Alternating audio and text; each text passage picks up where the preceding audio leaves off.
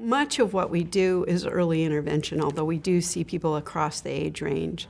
And we're very focused on families, trying to help families understand what is going on with their child and what they can do, as well as working directly with the kids. So we have a state-funded early intervention program that goes up to age 3 that provides all kinds of services. We offer occupational therapy, speech therapy, counseling for the families, and then we coach the families on things that they can do. And then we have support groups for parents, and this is all built on a pretty detailed evaluation because the kids, even at age 2, are so different from each other. We know it's a neurobiological disorder.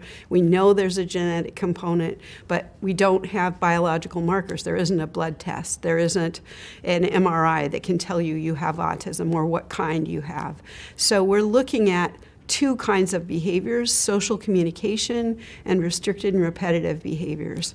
And every child and every adult with autism is a bit different in how the deficits in those areas are different. In addition, we have general issues. Sometimes autism is associated with intellectual disability if somebody has very severe delays across the board versus somebody who has autism but is actually of average or higher intelligence. And then there's also a range of language skills, so people can be quite intelligent but have specific difficulties in language. There's a range of motor problems. Some people with autism are very klutzy or awkward, and other people are not. And then there's also a range of behavior problems that in children overlap with other aspects of psychiatry or psychology, like tantrums and hyperactivity and anxiety, all the things that anybody would struggle with. And as you get older, you begin to see depression in some kids, and in very rare cases overlap with things like bipolar disorder or schizophrenia. You have to take into account those comorbidities all along. And sometimes we know, for example, that a child is having a temper tantrum because he didn't understand what was going on, and the expectations were just unreasonable.